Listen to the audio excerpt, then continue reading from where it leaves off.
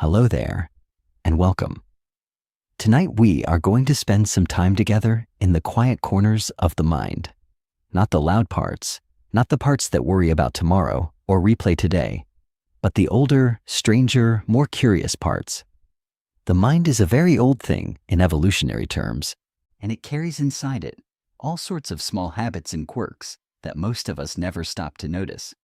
We're going to notice a few of them tonight, gently, one at a time, the way you might walk through a garden after dark and let your eyes adjust slowly to what is growing there.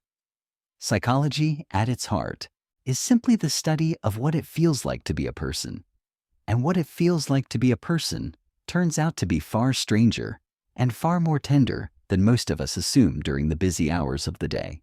There are reasons your body reacts to music the way it does. There are reasons a familiar smell can carry you backward through years in an instant. There are reasons your mind fills in gaps you never even notice are missing. None of these reasons are urgent. None of them require anything from you right now, except your willingness to listen softly as your body settles into whatever surface is holding you. If you enjoy these gentle journeys, I invite you to like, subscribe, or share a thought below. It helps others find their way here too, one sleepy soul at a time. Before we begin, let your shoulders soften. If they have crept up toward your ears without your noticing, as shoulders often do, let them fall back down. Let your jaw loosen. Let your breathing find its own slow, unbothered rhythm, the way a stream finds its own path down a hillside without needing to be told which way to go. There is nowhere else you need to be. There is nothing else you need to do. Tonight, the only task in front of you is to rest, and everything I say is simply here to keep you gentle company while you do. Let's begin. Your brain has a favorite number, and it is smaller than you might expect. There is a quiet idea in psychology called Dunbar's number, named after the anthropologist Robin Dunbar, who noticed something curious about the size of primate brains and the size of the social groups those primates tend to keep. Across many species, the bigger the neocortex, relative to the rest of the brain, the larger and more complicated the social world that animal seems able to hold in mind. When Dunbar applied this pattern to humans, he arrived at a number somewhere around 150. That is roughly how many relationships, the idea suggests, a person can meaningfully track at once. Not acquaintances, not names half remembered from a wedding years ago, but real relationships. The kind where you would know if something had changed in someone's life and would feel moved to reach out. It is a strangely comforting number to sit with. It means that the small circle of people who occupy your heart, the ones whose birthdays you remember and whose troubles keep you up some nights, are not a small and inadequate fraction of some vast web you are failing to maintain. They are, in a sense, close to the whole of what a human mind was built to hold. There is something old and animal in this, something that connects you to every person who ever lived in a village, a camp, a small cluster of huts by a river, tracking the comings and goings of roughly the same modest number of familiar faces. You do not need to know everyone. You were never meant to. You were only ever meant to know your own 150 gently, over the whole course of a life. There is something else worth considering, and it lives in that strange feeling of having been somewhere before, when you know perfectly well that you have not. Déjà vu, the sensation of intense familiarity in an unfamiliar moment, has never been fully explained, and there is something almost soothing in that honesty. Researchers have proposed a number of gentle theories. One suggests that the brain's memory system briefly misfires, tagging a brand new moment with the emotional signature of a memory, so that the present feels, for just a second or two, like something being remembered, rather than something being lived. Another proposes that the two hemispheres of the brain process the same scene at very slightly different speeds, so that one side effectively receives the information a fraction of a moment before the other, and the second arrival feels, falsely, like a recollection of the first. No one knows for certain which explanation, if either, is correct. What is lovely about déjà vu is how ordinary and how strange it manages to be at once. Almost everyone experiences it. Surveys suggest that somewhere between 60 and 70% of people report having felt it at some point in their lives, most commonly in young adulthood, and it tends to grow less frequent as people age. For a few brief seconds, the architecture of time itself seems to wobble, gently, like a reflection on water disturbed by a light breeze, and then it settles again, and the moment continues on exactly as moments do. It asks nothing of you except to notice it, if you happen to notice it at all, and then to let it pass. The way a shape drifts across a foggy window and is gone before you can be sure what you saw. Let us move on now to something your eyes do without asking your permission. There is a phenomenon called pareidolia, and it is the tendency of the human mind to find faces in places where no faces actually exist.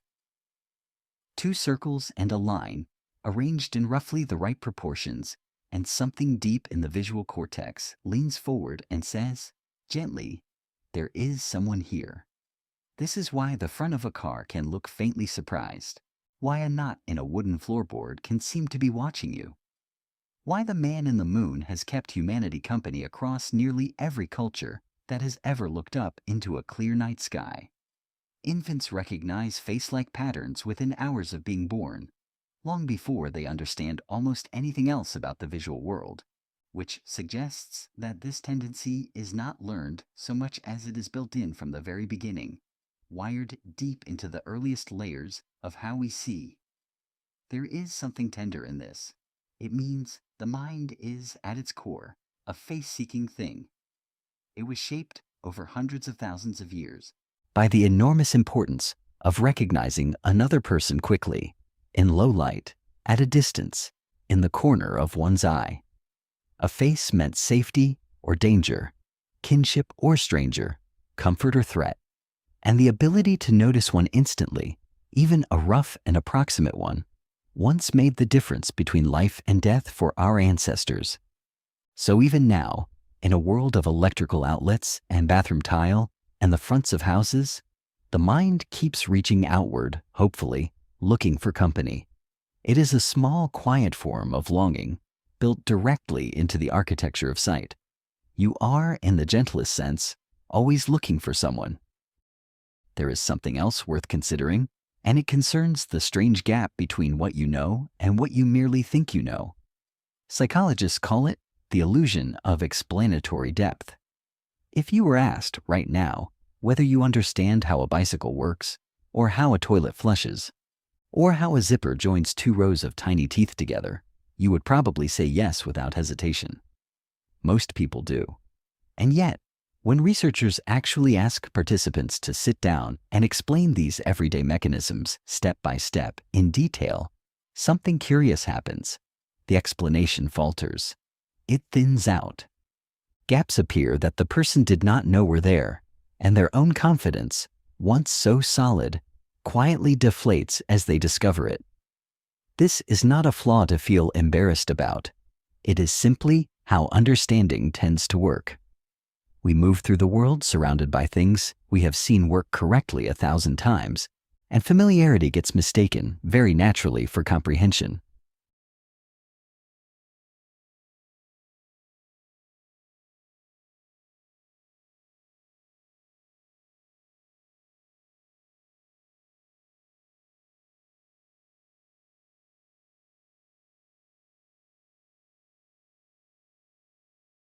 There is something almost forgiving in this discovery once you sit with it a while.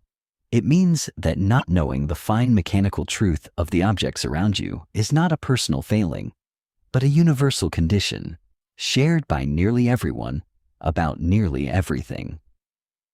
You are not required to understand the hidden gears of the world in order to live comfortably inside it. You are only required to trust that the world keeps turning, gear by unseen gear, whether or not you could draw a diagram of how.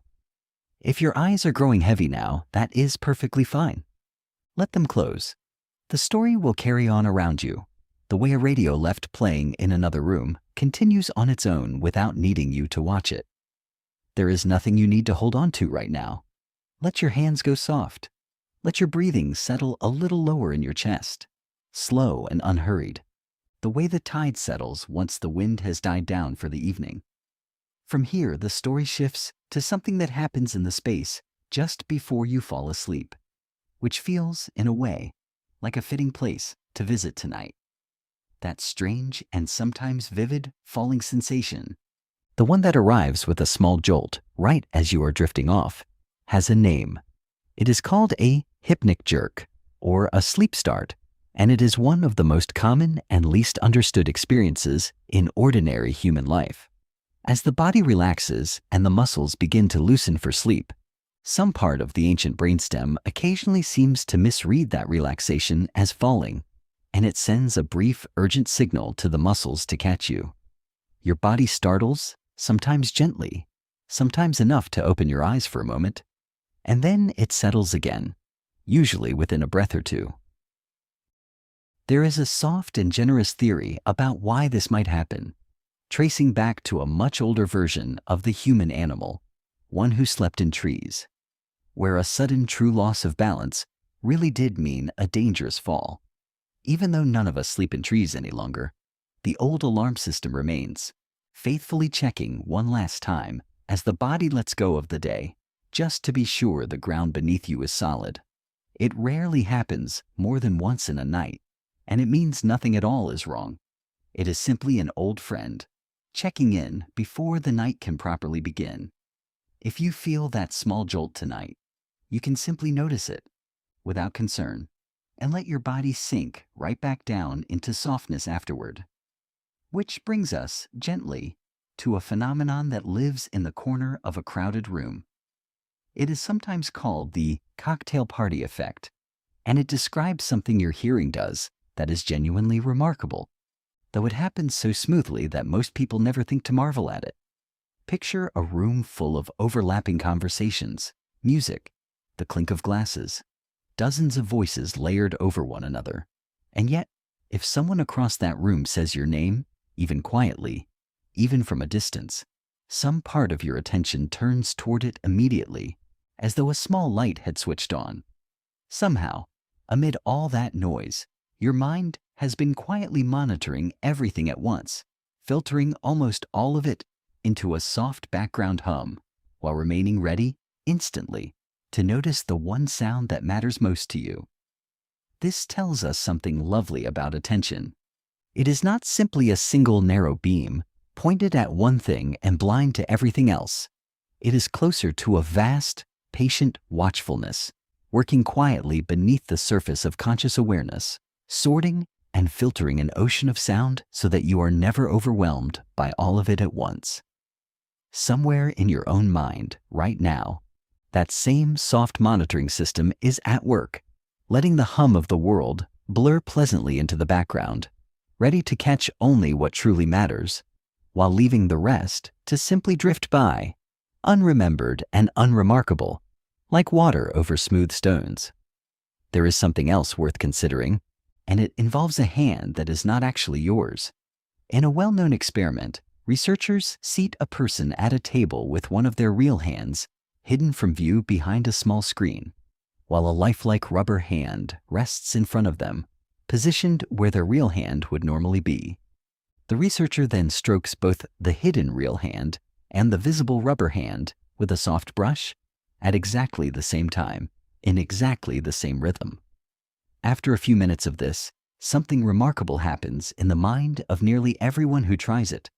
They begin to feel the sensation as though it were coming from the rubber hand.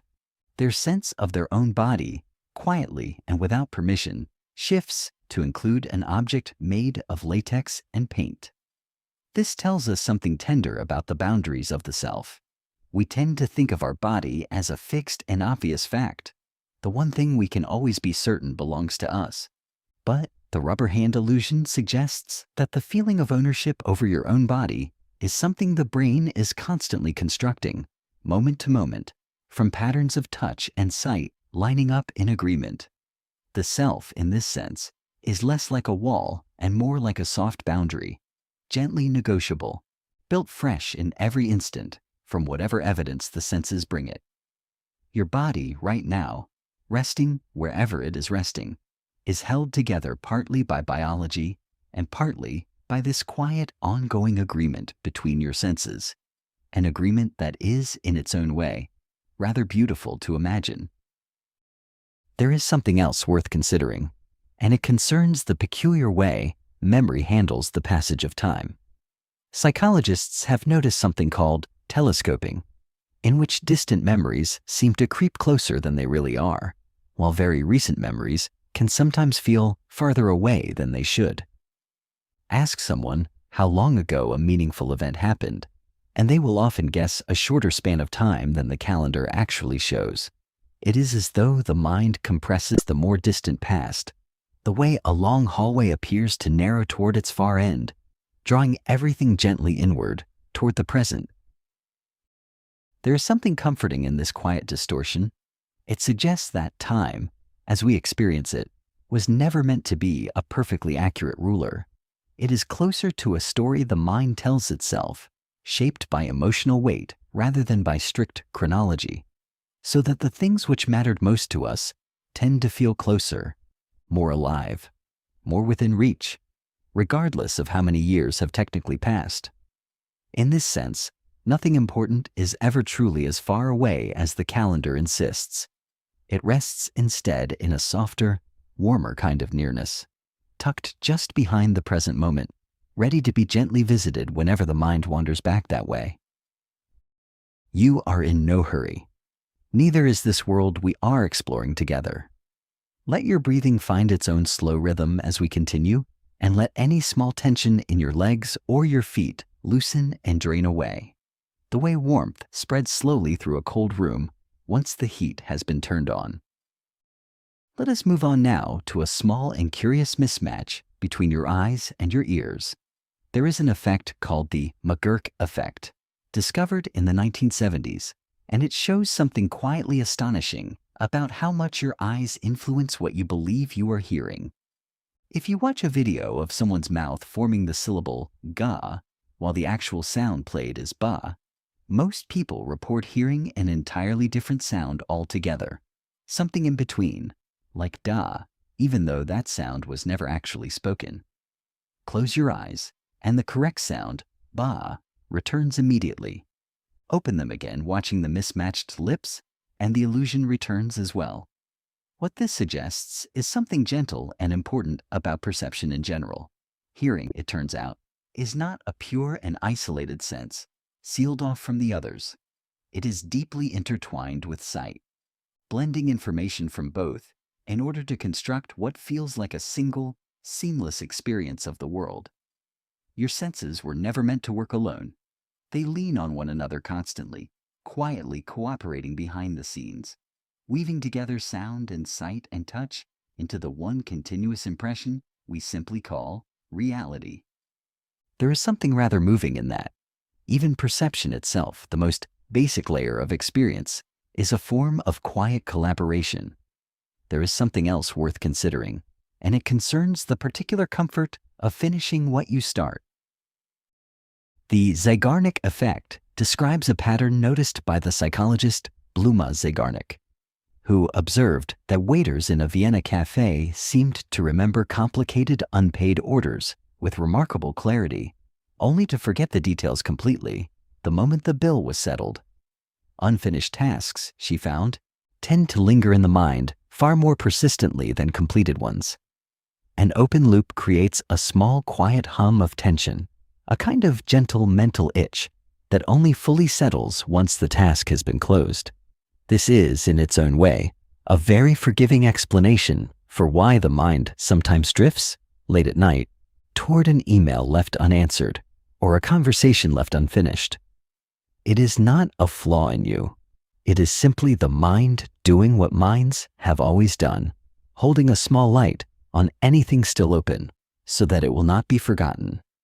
And there is a gentle trick tucked inside this discovery as well.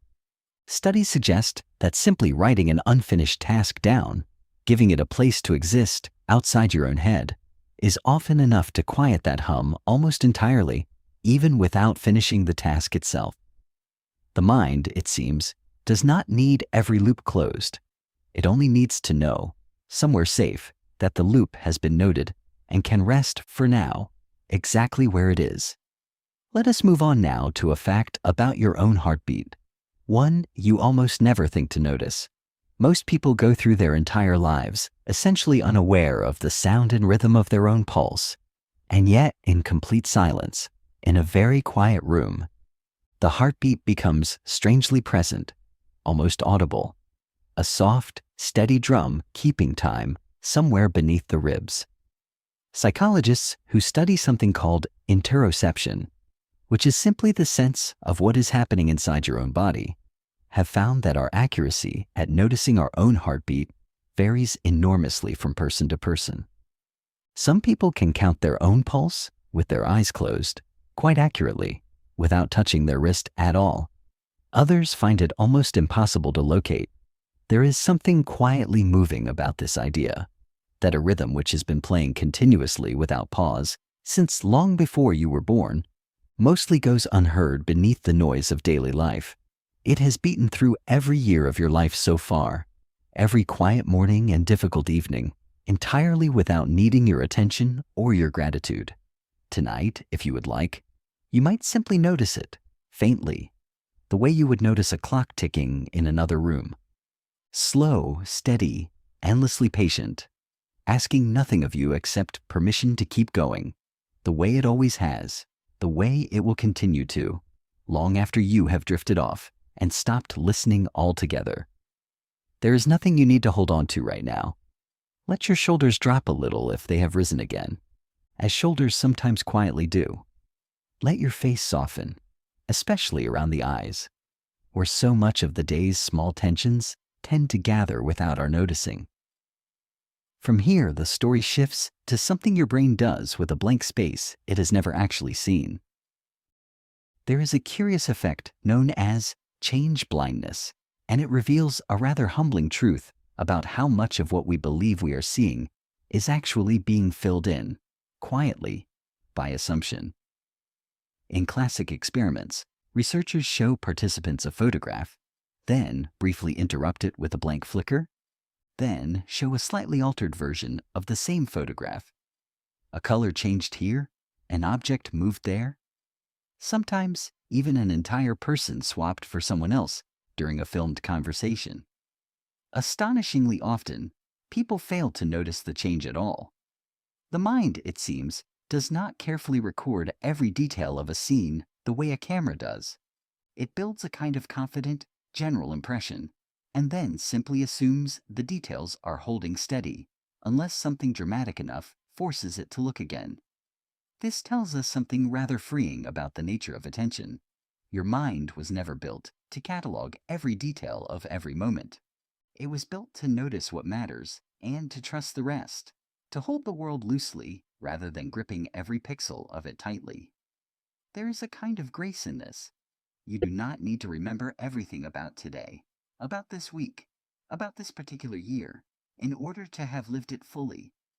Most of it was always meant to blur softly into a general, trustworthy impression, while your mind quietly reserved its sharpest attention for the handful of moments that truly mattered. There is something else worth considering, and it concerns a strange kindness the mind performs after difficult days without being asked. There is a growing body of research suggesting that memory consolidation, the process by which the events of the day are gently filed away into longer-term storage, happens largely during sleep, particularly during certain stages of deep, slow-wave sleep. During these hours, the brain appears to replay fragments of the day's experiences, sometimes quite rapidly, strengthening certain connections and softening others. Some researchers believe this process plays a role in something rather tender, the gradual smoothing of the sharp emotional edges of difficult memories, even while the factual content of the memory itself remains intact. There is something quietly hopeful in this idea, that sleep may not simply be a pause in the day, but an active, ongoing kindness performed by the mind on its own behalf, sorting through the day's small joys and small difficulties alike, deciding gently what to keep sharp and what to let soften. You are not required to do this work yourself tonight. It happens on its own, beneath your awareness, the way a garden continues quietly growing after the gardener has gone inside for the evening. All that is asked of you is rest. The sorting will take care of itself. Allow your breathing to find its own slow rhythm as we continue, and let your thoughts move a little more slowly now, too, the way a river widens and slows as it nears the sea. Let us move on now to something curious about the way your mind treats effort as though it were value. There is a pattern in psychology sometimes called the IKEA effect, named, with a small touch of humor, after the furniture company whose products so often arrive in flat boxes requiring assembly. Researchers found that people who built a simple object themselves, even something as modest as a basic storage box, tended to value that object more highly than an identical, already assembled version. The effort of building it seemed to seep into how the object was perceived, transforming a plain, ordinary item into something that felt, quietly, more like an extension of the person who made it. This tells us something gentle about the relationship between labor and love. We do not simply value things for what they are. We value them, in part, for what we gave to them. A garden tended slowly over many seasons feels different from an identical garden bought in full bloom. A letter written by hand carries a different weight than the same words typed and sent in an instant. There is something rather beautiful in the idea that care, poured patiently into something over time, does not simply produce a finished object. It produces a kind of quiet, invisible bond between the maker and the made, one that no amount of convenience could ever fully replace. There is something else worth considering, and it concerns a small mischievous habit of the ear. There is a well-known effect, sometimes called the Baader-Meinhof phenomenon, or more formally the frequency illusion, in which learning a new word, noticing a new car model, or hearing an unfamiliar name for the very first time seems to be followed almost immediately by encountering that same thing again and again, as though the world had suddenly conspired to bring it to your attention. In truth, nothing about the frequency of the word or the car or the name has actually changed. What has changed is you. Your mind, having just tagged this new thing as relevant, has quietly adjusted its filters, so that it now notices instances it would previously have let pass by, unremarked, in the background. There is something rather charming in this small trick of attention.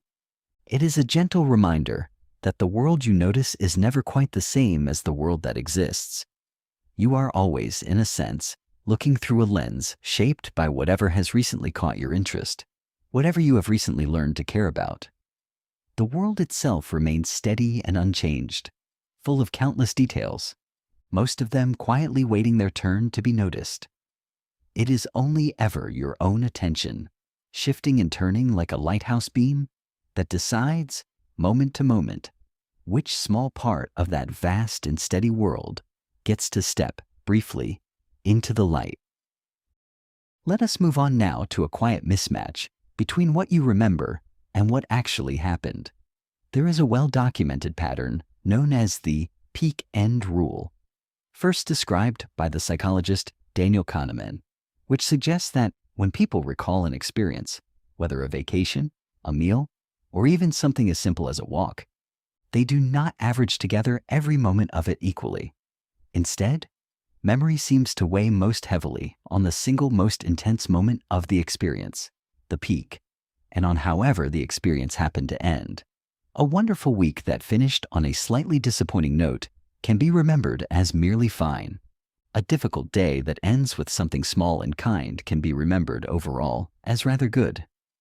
There is something gentle and useful in this discovery.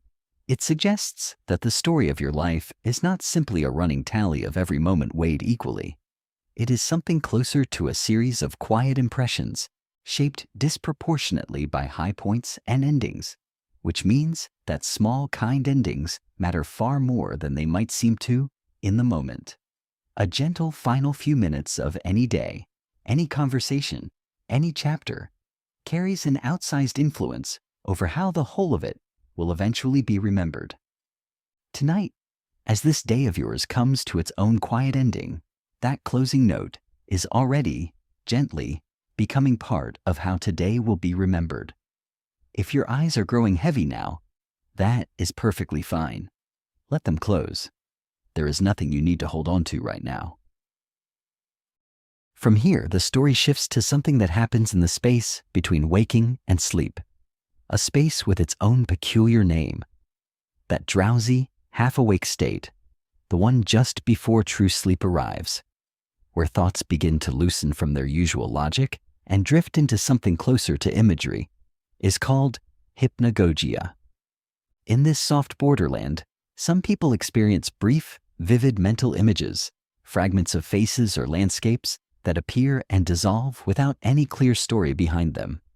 Others notice strange little verbal phrases arriving from nowhere in particular, sentences that make no obvious sense, yet somehow feel meaningful. Researchers believe this happens because the logical, orderly parts of the mind are beginning to step back, while looser, more associative processes are permitted to wander freely for a while, unsupervised. There is something rather lovely in the idea that the mind has a whole private, in-between country of its own, one you pass through every single night on your way to deeper sleep, mostly without remembering the crossing. This is that country now, gently opening around you. There is nothing here that requires your attention or your understanding. You are simply passing through, as you always have, as you always will, drifting softly from the logic of the waking world into the looser, kinder logic of dreams. Let us move on now to a fact about the particular comfort of moving together. There is a body of research on something called interpersonal synchrony, which studies what happens physiologically and emotionally when two or more people begin moving in rhythm with one another, whether that is walking in step, breathing in time, or simply rocking gently at the same pace. Studies have found that synchronized movement tends to increase feelings of closeness, trust, and cooperation between people, even strangers who have only just met. Something in the shared rhythm seems to quietly signal safety and belonging to older, more primitive parts of the brain, the same parts that once relied heavily on groups moving together for protection and survival. There is something tender in imagining how far back this pattern reaches, long before language, long before any of the complicated social structures we live inside today. Two bodies, moving in time with one another, communicating something ancient and wordless. Even now, even alone in a quiet room at the end of the day, your own breathing, slow and steady, is a kind of rhythm you are keeping company with. There is comfort simply in noticing it, in letting it continue, unhurried and unbroken, the oldest rhythm you have ever known. There is nothing you need to hold on to right now. Let your breathing settle a little lower, slow and easy, the way a candle flame settles once the air around it grows still. Let us move on now to something curious your mind does with silence and space. There is a phenomenon called the Ganzfeld effect, which occurs when a person is exposed to a completely unstructured field of vision, uniform in color and texture, with no edges or shapes for the eyes to latch onto. Something like staring into a perfectly even fog. Within a fairly short amount of time, the brain, deprived of its usual visual information, begins to generate its own content. Faint patterns, drifting shapes, and gentle hallucinatory images can begin to appear, entirely manufactured from within, simply because the mind, is not comfortable with true visual emptiness. We are going to spend some time together. It would rather invent something soft to look at than accept nothing at all. There is something almost tender in this. It suggests that the mind is, at its core, a quiet storyteller, one that cannot rest easily in a true vacuum, and will always reach gently. Rain on warm pavement, a certain brand of soap, the inside of a grandparent's car. These are not simply smells. They are small hidden doors, built quietly into the architecture of your own memory, waiting patiently, sometimes for years, for the right moment to open. There is something else worth considering, and it concerns music, and the strange shiver it sometimes produces. that sudden wave of chills, sometimes called frisson, that can move across the skin during a particularly moving passage of music, has been studied fairly extensively, and it appears to be linked to the same reward circuitry in the brain that responds to food, warmth, and other deeply pleasurable experiences. Certain features seem especially likely to produce this response. Moments where a piece of music defies a listener's expectation in a way that feels satisfying rather than jarring. A sudden swell in volume, an unexpected chord, a held note finally resolving. The body, it seems, reacts almost as though something genuinely significant has just happened, releasing a small measure of the same pleasurable chemistry associated with reward. There is something rather wonderful in the idea that a pattern of sound, entirely intangible, arranged in just the right way, can move through a body and leave a physical trace behind, a shiver, a softening, sometimes even tears. Music asks nothing of the body except permission to be felt, and the body, so often, answers generously. If there is a piece of music that has ever done this to you, some part of your own history is quietly folded into that feeling, waiting there, gently, for the next time you happen to hear it again. You are in no hurry. Neither is this world we are exploring together. Let any small tension in your hands loosen now, finger by finger, the way a fist slowly opens once there is nothing left to hold on to. Let us move on now to a fact about a rather generous kind of forgetting. Psychologists have long studied something called the fading affect bias, a pattern in which the emotional intensity attached to unpleasant memories tends to fade more quickly over time than the emotional intensity attached to pleasant ones. In other words, the facts of a difficult memory often remain, but the sharp emotional sting attached to them tends to soften with time faster than the warmth of a happy memory does. This is not universal, and it is not instant, but across many studies, in many different cultures, this same gentle asymmetry tends to appear. There is something quietly hopeful folded into this discovery. It suggests that time, left to its own devices, tends to be a kind editor of memory, one that does not erase the past so much as it gently sands down its sharpest edges, while leaving its warmest parts largely untouched. The mind, it seems, was built with a soft bias toward mercy. Given enough time, and enough rest, and enough ordinary days quietly passing by, most difficulties do soften, even when they do not fully disappear. This is not a promise that everything painful becomes easy. It is simply a quiet, well-documented tendency of the human mind to lean, gradually, toward gentleness. Let us move on now to something curious about the particular comfort found in looking upward. Researchers who study something called awe, the emotional response to something vast, whether a night sky full of stars, an enormous canyon, or simply a very large and ancient tree, have found that this feeling appears to produce a measurable effect on people's sense of themselves and their place in the world. In studies, people who had recently experienced a strong sense of awe reported feeling less rushed, more patient, and more inclined toward small acts of generosity toward others compared to people who had not. Some researchers believe this happens because awe temporarily quiets a part of the brain associated with self-focused thinking, gently shifting attention outward towards something larger than the concerns of any single day. There is something rather beautiful in imagining that the sky above you tonight, whether or not you can currently see it, is doing this same quiet work it has always done, offering a vast and patient reminder that the troubles of any particular day are only ever a small part of something far larger and far older. You do not need to solve anything by thinking about this. You only need to let it settle over you, the way starlight settles over a landscape, asking nothing, offering only its own quiet, distant company. If your eyes are growing heavy now, that is perfectly fine. Let them close. The story will carry on around you. Let us move on now to a fact about There is something rather moving in imagining how many small, ordinary scents are quietly waiting somewhere in your own past. ready to return you instantly to a particular kitchen, a particular season, a particular person, the moment you happen to encounter them again.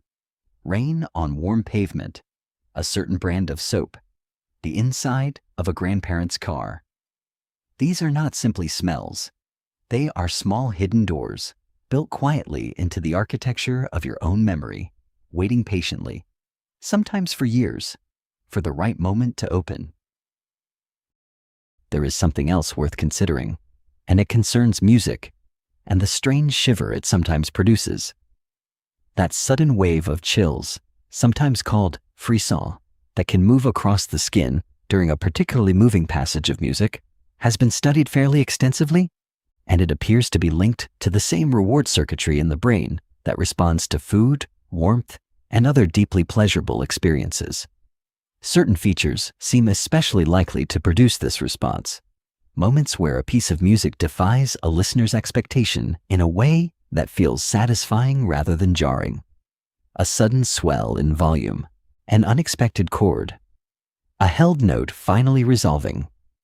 The body, it seems, reacts almost as though something genuinely significant has just happened, releasing a small measure of the same pleasurable chemistry associated with reward. There is something rather wonderful in the idea that a pattern of sound, entirely intangible, arranged in just the right way, can move through a body and leave a physical trace behind, a shiver, a softening, sometimes even tears.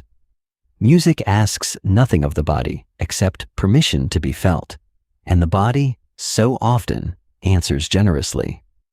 If there is a piece of music that has ever done this to you, some part of your own history is quietly folded into that feeling, waiting there, gently, for the next time you happen to hear it again. You are in no hurry. Neither is this world we are exploring together. Let any small tension in your hands loosen now, finger by finger. The way a fist slowly opens once there is nothing left to hold on to. Let us move on now to a fact about a rather generous kind of forgetting. Psychologists have long studied something called the fading affect bias, a pattern in which the emotional intensity attached to unpleasant memories tends to fade more quickly over time than the emotional intensity attached to pleasant ones. In other words, the facts of a difficult memory often remain, but the sharp emotional sting attached to them tends to soften with time faster than the warmth of a happy memory does. This is not universal, and it is not instant, but across many studies, in many different cultures, this same gentle asymmetry tends to appear. There is something quietly hopeful folded into this discovery. It suggests that time, left to its own devices, tends to be a kind editor of memory, one that does not erase the past so much as it gently sands down its sharpest edges, while leaving its warmest parts largely untouched. The mind, it seems, was built with a soft bias toward mercy. Given enough time, and enough rest, and enough ordinary days quietly passing by, most difficulties do soften, even when they do not fully disappear. This is not a promise that everything painful becomes easy. It is simply a quiet, well-documented tendency of the human mind to lean, gradually, toward gentleness. Let us move on now to something curious about the particular comfort found in looking upward. Researchers who study something called awe, the emotional response to something vast, whether a night sky full of stars, an enormous canyon, or simply a very large and ancient tree, have found that this feeling appears to produce a measurable effect on people's sense of themselves and their place in the world.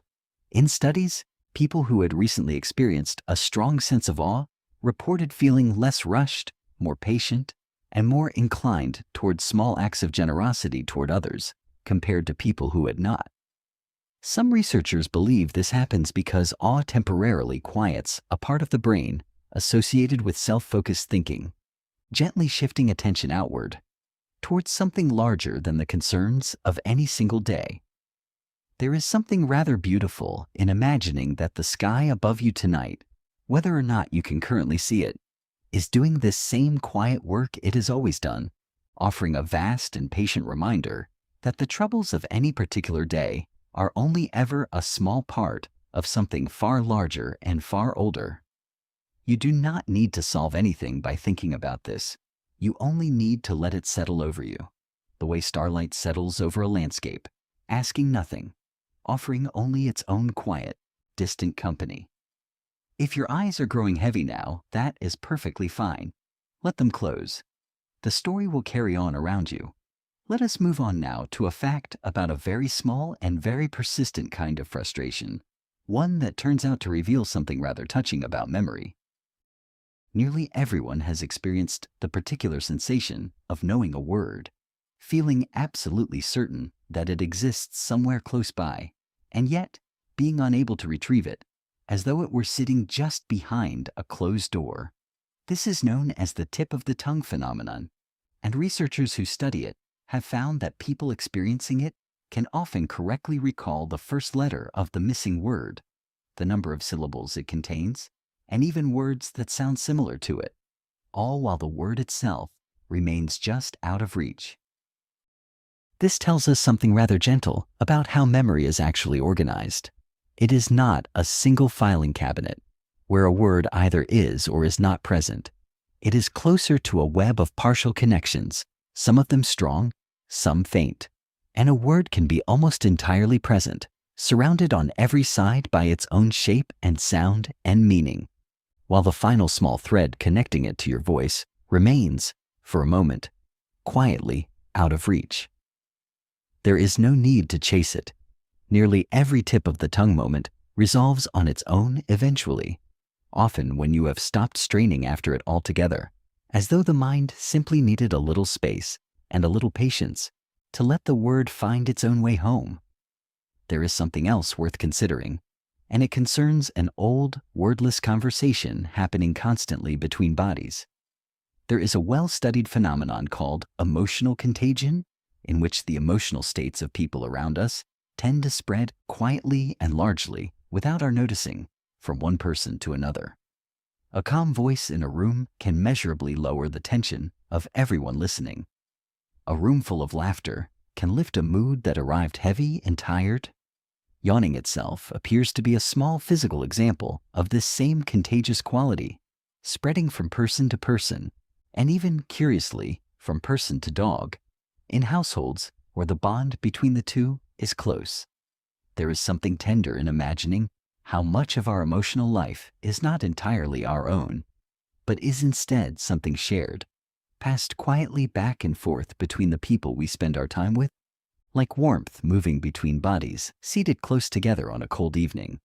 It means that a small offering of calm, given generously to someone else, is never really a small thing. It moves outward, gently, the way ripples move outward from a single stone dropped into still water, touching far more than the one place it first arrived. There is nothing you need to hold on to right now. Let your breathing settle a little lower, slow and easy, the way it always eventually does, given enough patience and enough quiet. Let us move on now to a fact about a rather curious trick of the eye and the clock.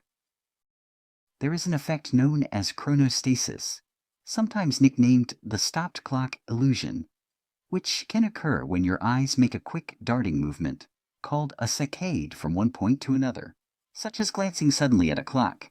In that instant, the brain briefly stretches the perceived duration of the very first moment your eyes land on the new scene, which can make the first second on a clock appear to last slightly longer than a true second, as though the second hand had briefly paused before continuing its usual pace. There is something rather sweet in the idea that the eyes and the brain are constantly performing small, quiet acts of stitching, smoothing over the tiny gaps and jumps that occur every time your gaze moves from one place to another, so that the world always appears continuous and whole, rather than flickering and abrupt. You never notice this work being done because it is done so well, so constantly, and so quietly. There is a kind of devotion in that, an entire hidden system working tirelessly, moment after moment, simply so that your experience of the world can feel smooth, continuous, and calm. Let us move on now to something about the particular kindness of low light and soft sound. since it happens to be rather relevant to where you find yourself right now. There is a growing body of research on something researchers call sensory-based relaxation responses, the general category to which the now widely known experience of ASMR belongs, short for Autonomous Sensory Meridian Response. Certain gentle, repetitive sounds and visuals, soft whispering, slow and careful movements, the quiet rustle of pages turning, appear able to trigger a measurable physical relaxation response in a portion of the population, sometimes described as a warm, tingling sensation beginning at the scalp and moving gently down the back of the neck. Researchers believe this may tap into very old patterns of soothing, similar to the quiet, careful attention a caregiver once gave a small child, a kind of learned, embodied signal that says, "Gently, you are safe. You are being cared for. There is nothing you need to do right now but rest." Whether or not you experience this particular sensation yourself, the underlying idea is a gentle one.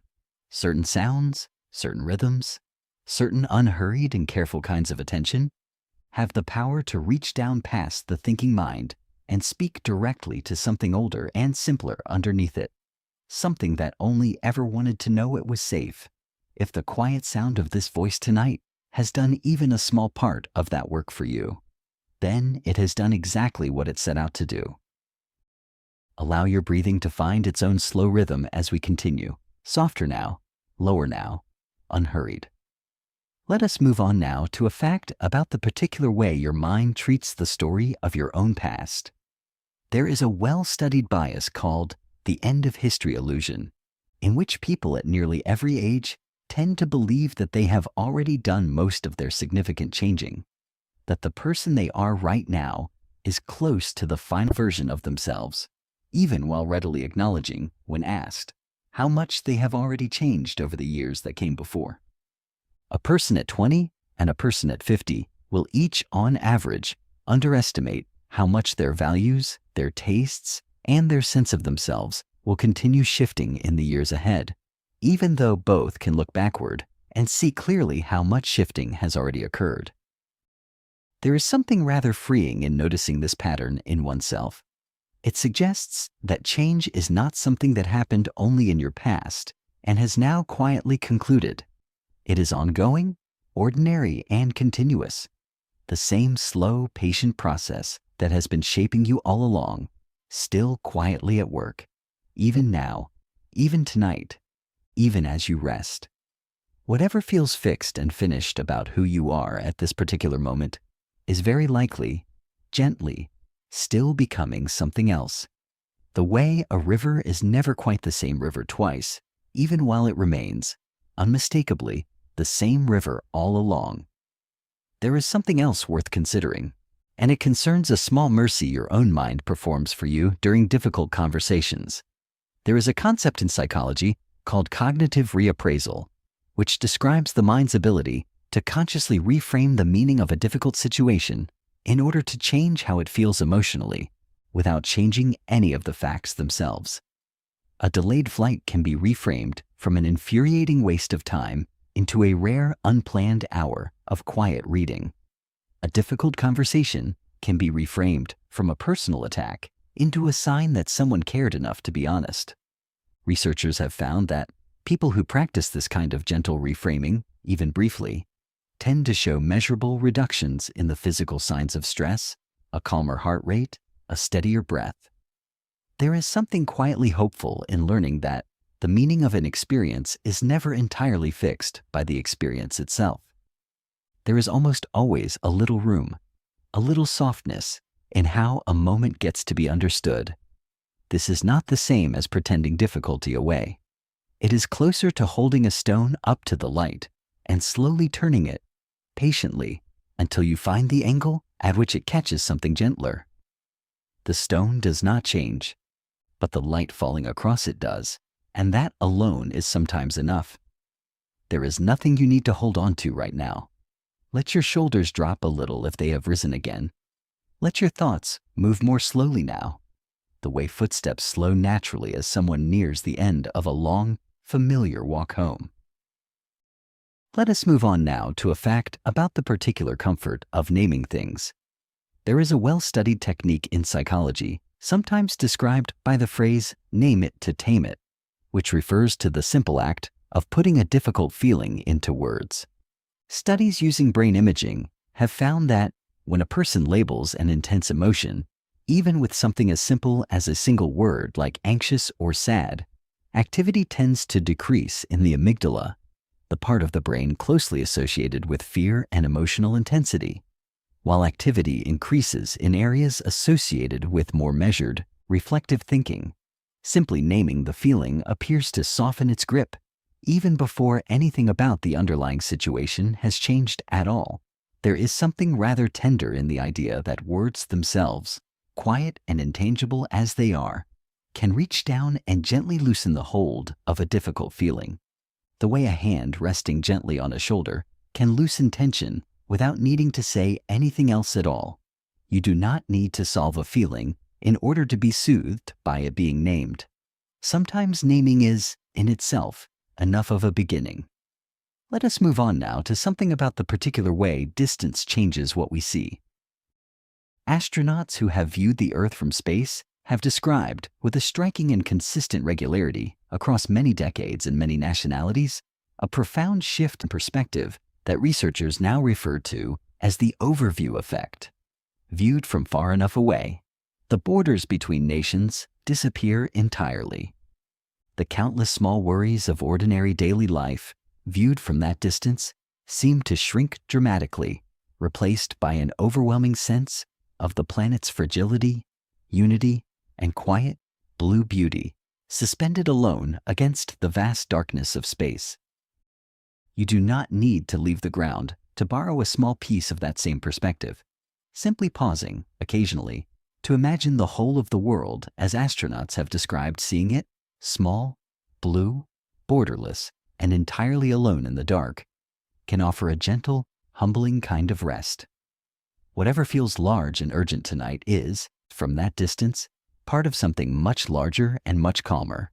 A single, quiet planet, turning patiently through the dark, carrying you gently along with it, exactly as it always has. You are in no hurry. Neither is this world we are exploring together. Let your breathing find its own slow rhythm, and let your whole body feel, for just a moment, as heavy and as held as the Earth itself.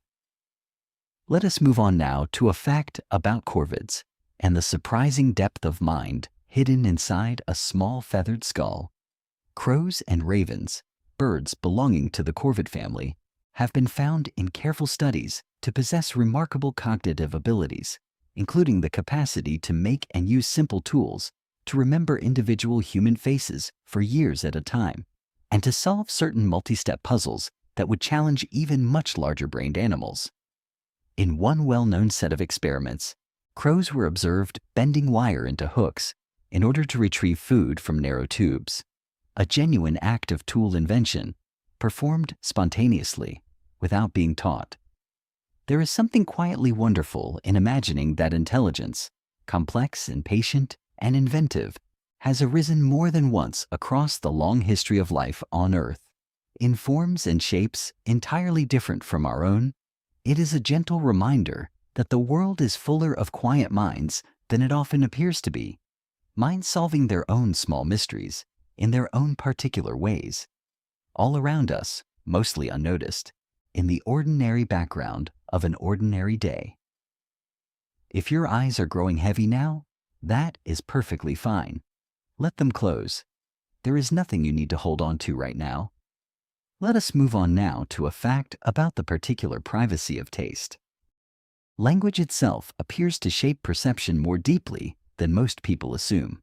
In a well-known set of studies involving the Himba people of Namibia, whose language divides the color spectrum differently than English does, researchers found genuine differences in how quickly and how accurately certain colors could be distinguished, depending on whether a person's native language provided a distinct word for that particular shade. Colors that had no separate name in a person's language were sometimes harder to tell apart quickly, even though the physical light entering the eye was, in every case, identical. There is something rather beautiful in the idea that the words available to a person can quietly shape the very texture of what they perceive. That language is not simply a way of describing an already fixed world, but is, in some small and delicate way, part of how that world gets built in the first place. Somewhere in every language ever spoken, there are colors, feelings, and textures of experience gently made more visible simply because someone, long ago, decided they deserved a name of their own. Let us move on now to a fact about sleep spindles, one of the quieter and more technical wonders of the sleeping brain, explained here as gently as possible. During a certain stage of sleep, the brain produces brief bursts of electrical activity called sleep spindles, lasting only a second or two at a time, appearing dozens of times throughout the night. Researchers have found a consistent link between the number of these spindles a person produces and their ability to consolidate new memories and skills learned during the previous day. In a sense, these tiny bursts appear to function like a kind of gentle librarian, moving quietly through the mind while you sleep, filing away what was learned, strengthening it, tucking it carefully into place for the future. There is something rather moving in imagining this quiet, tireless activity happening inside your own skull tonight, entirely without your help or your awareness. Hundreds of small, careful bursts of electrical activity, patiently organizing the experiences of your day into the deeper architecture of who you are slowly becoming. You do not need to do anything to assist this process. It is already underway, gently, faithfully, the way it has been every single night of your life so far, and will continue to be tonight, while you simply rest. There is nothing you need to hold on to right now. Let your breathing settle a little lower. Let your whole body feel a little heavier now, sinking gently into whatever is holding you, the way sand settles slowly after being disturbed by a passing wave. Let us move on now to a fact about the color blue and the particular calm it seems to carry. Across a number of studies, the color blue has consistently been associated with lower measured heart rates and a general sense of calm compared to warmer colors such as red or orange, which tend to produce the opposite effect, a slight increase in alertness and arousal. Some researchers connect this to deep evolutionary associations, blue being the color of open sky and calm water, environments historically associated with safety, abundance, and rest rather than danger. Interior designers and hospital planners alike have made quiet use of this finding for decades, favoring soft blues in spaces meant to soothe. There is something rather lovely in imagining that a single wavelength of light, entirely intangible, can reach into the body and gently lower its pace, simply by resembling the sky and the sea closely enough to be recognized, somewhere deep and old, as safe. If it would help, you might imagine right now, a very soft, deep blue filling the space around you gently, the color of a sky just after sunset, the color of water at rest, asking nothing of you except your willingness to be, for a little while, calmed by it. Let us move on now to a fact about the wisdom that gathers quietly in groups. There is a well-known phenomenon sometimes called the wisdom of crowds, first popularized by an observation at an English country fair in the early 20th century, where a large crowd was asked to guess the weight of an ox.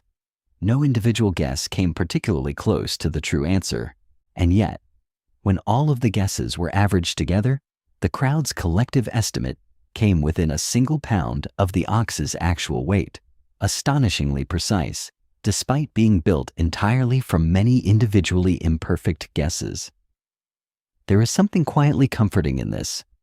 It suggests that error, when gathered gently from many different directions, has a tendency to cancel itself out, leaving behind something closer to the truth than any single perspective could have found alone. No one person needs to hold the whole truth by themselves. Truth, very often, is something built slowly and gently, out of many small, imperfect, honest attempts, layered patiently on top of one another, until something clear and steady finally emerges from the accumulated whole. Allow your breathing to find its own slow rhythm as we continue. There is nowhere else you need to be tonight, and nothing more you need to accomplish before you rest. Let us move on now to a fact about phantom sensations, treated here with all the gentleness such a subject deserves.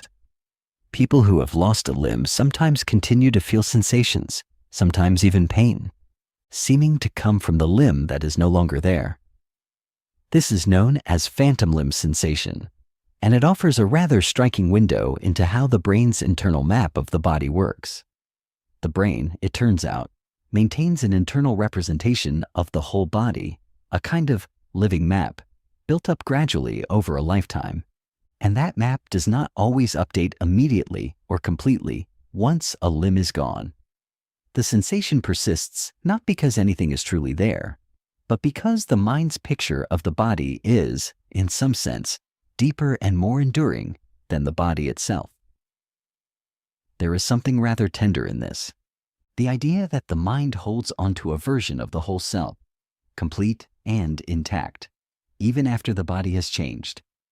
It suggests a kind of quiet loyalty in how we are built, an inner sense of wholeness that does not simply vanish the moment circumstances shift, but instead lingers faithfully, doing its best to keep the picture of who we are feeling complete for as long as it possibly can. There is something else worth considering, and it concerns a rather charming quirk in how babies come to understand the world. Very young infants, in the first months of life, appear to genuinely believe, in a sense, that objects cease to exist the moment they are no longer visible. This is why very young babies do not search for a toy that has been hidden under a blanket right in front of them, and why the simple game of peekaboo produces such delighted surprise, over and over again, seemingly without ever growing old. Sometime around 8 or 9 months of age, infants gradually begin to grasp what psychologists call object permanence, the understanding that things continue to exist even while hidden from view. And this single quiet realization marks one of the great early milestones of the developing human mind. There is something rather sweet in imagining that every single person who has ever lived once experienced a world where things blinked in and out of existence with every turn of the head, where a hidden face was, for a little while, genuinely and completely gone, only to return delightfully a moment later. It is a small reminder that even our most basic, unquestioned assumptions about how the world works, the sense that things persist even when unseen, had to be learned, gently, slowly, sometime in the earliest and most forgotten days of our lives. There is nothing you need to hold on to right now. Let your hands rest, open and unclenched, the way a sleeping child's hands so often rest, without effort, without gripping anything at all. Let us move on now to a fact about a peculiar mirror the mind holds up to strangers. Psychologists studying something called the Barnum effect have found that people tend to rate vague, generalized personality descriptions, the kind found in horoscopes or generic personality quizzes, as remarkably accurate and personally specific, even when the very same description is given to everyone in the study. Phrases such as, "At times you have doubted whether you made the right decision," or "You have a strong need for other people to like you," feel deeply personal to nearly everyone who reads them, because they are, in truth, gently and broadly true of almost everyone. There is something quietly comforting hidden in this discovery, once you turn it over a little. It suggests that many of the private doubts and quiet insecurities a person assumes are uniquely their own, are, in fact, remarkably common, shared quietly by nearly every person who has ever paused to wonder whether they were doing life correctly. You are, in this sense, far less alone in your particular doubts than the quiet private hours of night sometimes convince you that you are. Nearly everyone, at some point, lying in some bed very much like this one, has wondered the very same things. Let us move on now to a fact about the surprising softness hidden inside the word confidence. There is a well-documented finding called the Dunning-Kruger pattern often summarized more simply than it deserves. But at its gentle core, it suggests something like this. People who are just beginning to learn a new skill often feel a burst of early confidence, simply because they do not yet know enough to see how much there still is to learn. As genuine skill and understanding deepen, confidence often dips for a while, as the true scope and difficulty of the subject becomes clearer. Only with real, sustained mastery does confidence tend to rise again, this time built on steadier, more accurate ground. There is something rather freeing in this shape once you recognize it. That uncomfortable dip in confidence that so often arrives partway through learning something difficult is not a sign of failure. It is, in its own strange way, a sign of genuine progress. The mind finally seeing clearly enough to recognize how much more there is to see. If you have ever felt less certain about something